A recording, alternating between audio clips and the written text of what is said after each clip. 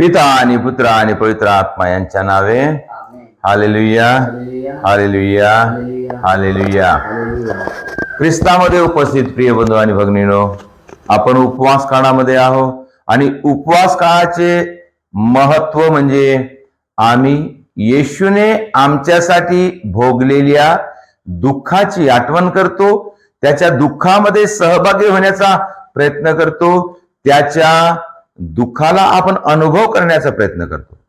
आणि दुसरी महत्वाची गोष्ट म्हणजे आम्ही स्वतःला या उपवास काळामध्ये पवित्र बनवण्यासाठी आपण प्रयत्न करतो. कारण उपवास काळ हे एक पवित्र बनण्याचे दिवस आहेत.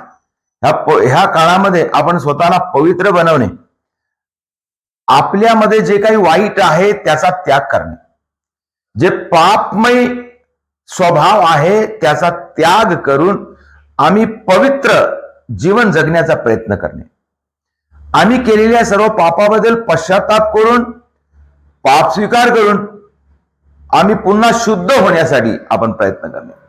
म्हणजे आम्ही देवाने जे आमच्यावर प्रेम केले त्या प्रेमाला आम्ही सुद्धा अनुभव करण्याचा प्रयत्न करणे, पापापासून दूर राहणे किंवा वाईटापासून दूर राहणे किंवा पाप सोडून देणे. याचा अर्थ काय की देवाने आमच्यावर प्रेम केले आणि देव आमच्यावर प्रेम करतो म्हणून आम्ही सुद्धा देवावर प्रेम करणे. आणि देवावर प्रेम करणे म्हणजे पाप सोडून देणे, पवित्र बनणे, पश्चाताप करणे, देवाला स्वीकार करणे, देवाच्या वचनाला स्वीकार करणे. आणि ह्या उपवास काळामध्ये आम्हाला कॅथलिक कलिसिया संधी देते की आम्ही पुन्हा एकदा जे पाप आपण केलेलं आहे ते पाप सोडून देऊन आम्ही शुद्ध बनणे, पवित्र बनणे, पाप स्वीकार करणे. आणि पाप स्वीकार करून आमचा आणि देवाचा जो संबंध बिघडलेला आहे, प्रत्येक पापामुळे आम्ही काय करतो, देवापासून दूर दूर दूर दूर जातो. जेवढे पाप आपण करतो तेवढे आपण देवापासून दूर जातो. परंतु जेव्हा आपण पाप स्वीकार करतो, पश्चाताप करतो आणि पाप स्वीकार करून पुन्हा चांगले जीवन जगणं सुरू करतो, देवाच्या इच्छेनुसार जीवन जगणं सुरू करतो, प्रार्थनामय जीवन जगणं सुरू करतो, बायबल वाचणं सुरू करतो, मिस्सा बलिदानाला जाणं सुरू करतो, तेव्हा आम्ही आमचा आणि देवाचा संबंध पुन्हा जोडतो आणि आम्ही देवाच्या जवळ येतो. प्रियजन हो, येशूने आमचा आणि देवाचा संबंध जोडण्यासाठी, देवापासून आमचा संबंध जो तुटला होता तो संबंध वापस जोडण्यासाठी प्रभू येशूने दुःख भोगले. त्यांनी स्वतःवर आपल्यावर दुःख ओढवून घेतले, त्यांनी दुःख सहन केलं. म्हणजे या दुःख सहनाचा एक विशेष अर्थ आहे, मतलब आहे. आणि म्हणून या दुःखाद्वारे येशूने आम्हाला देवाशी जोडलेले आहे. प्रत्येक दुःखामध्ये एक यश आहे किंवा प्रत्येक दुःखामध्ये एक सुधार आहे. प्रत्येक दुःखामध्ये, प्रत्येक दुःखाच्या शेवटी एक आनंद आहे किंवा एक आमच्यामध्ये आशीर्वाद आहे.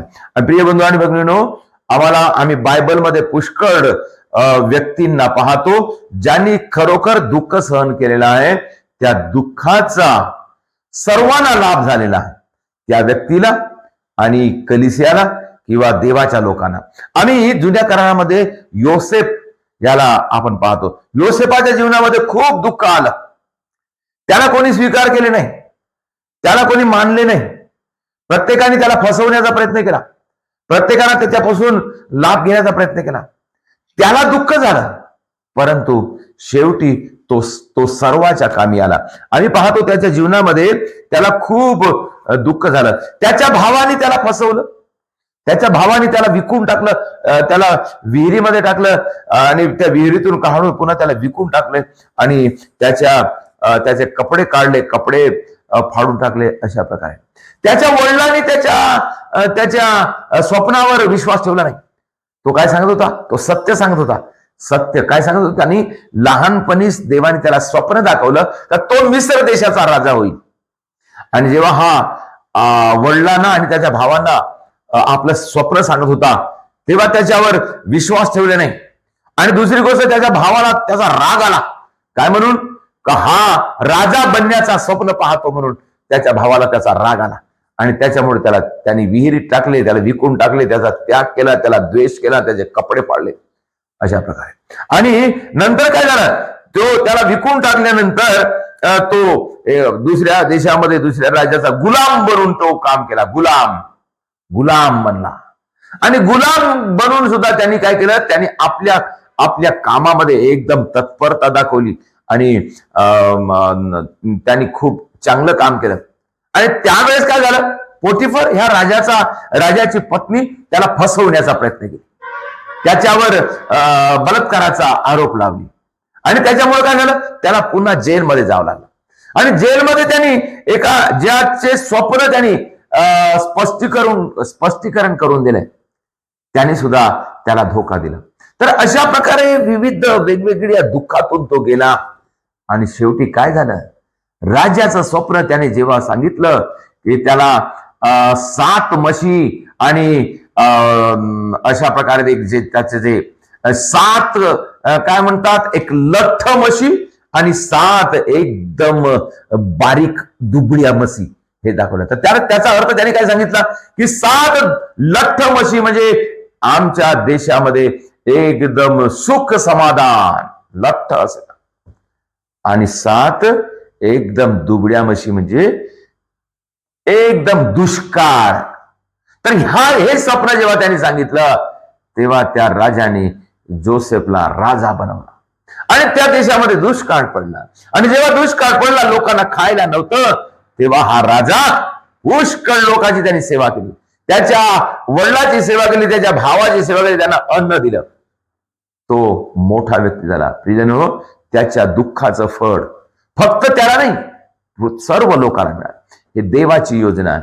म्हणजे देव आम्हाला सुख मिळण्यासाठी, आम्हाला आनंद मिळण्यासाठी, आम्हाला जीवन मिळण्यासाठी योजना बनवतो.